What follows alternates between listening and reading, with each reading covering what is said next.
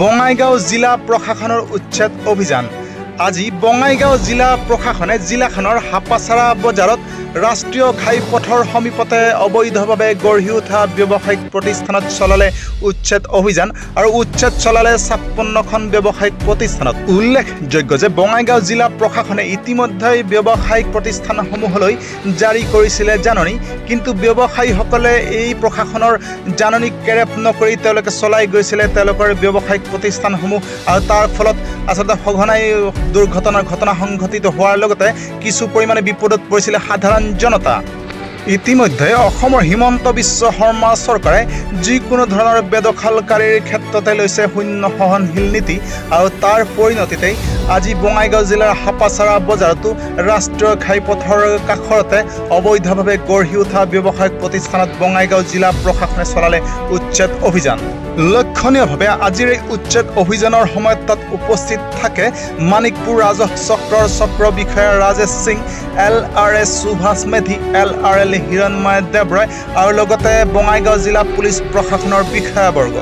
আমাৰ news time 3 দৰ্শকসকলে দেখি আছে আজি বঙাইগাঁও জিলাৰ হাপাচাৰা বজাৰত ৰাষ্ট্ৰীয় ঘাইপথৰ সমীপতে বঙাইগাঁও জিলা প্ৰশাসনে চলোৱা উচ্ছেদ অভিযানৰ কিছু দৃশ্যাংশ।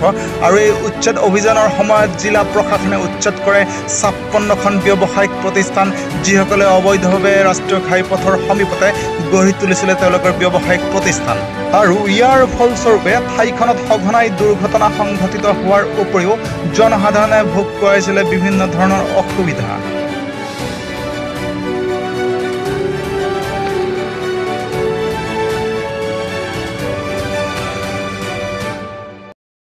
হয়, এইটো আচলতে এটা দিশত ভাল হৈছে, আকৌ খন্তেক সময়ৰ কাৰণে বেয়া হৈছে।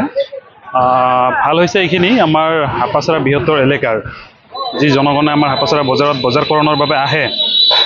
4 লেন ঘাইপথ নিৰ্মাণ হোৱাৰ পিছত আমাৰ ৰাইজৰ খুবেই সমস্যা হৈছে। ইয়াতে সঘনাই দুৰ্ঘটনা সংঘটিত হৈ আছে, বিশেষকৈ দোকানবিলাক আপোনাৰ ৰাস্তাৰ কাষত উঠোৱাৰ কাৰণে।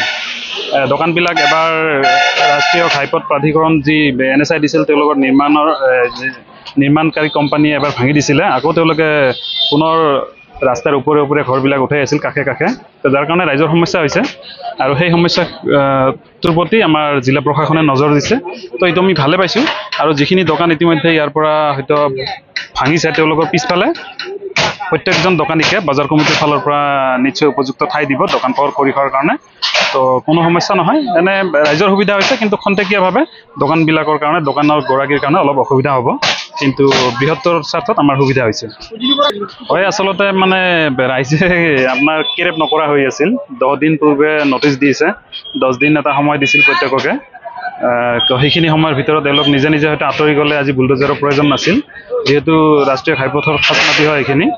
আৰু সেইখিনি মাটি মুকলি হৈ থাকিলে আমাৰ ৰাইজৰ সুবিধা হয়, বিশেষকৈ গাড়ী মটৰ পাৰ্কিং কৰোঁতে সকলোৰে সুবিধা, দোকানীবিলাকৰো সুবিধা, স্থানীয় ৰাইজৰো সুবিধা।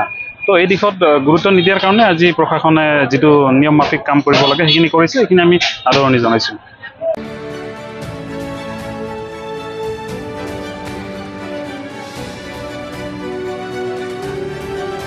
মানিকপুৰৰ পৰা আজিজুল হকৰ ৰিপৰ্ট, নিউজ টাইম 3।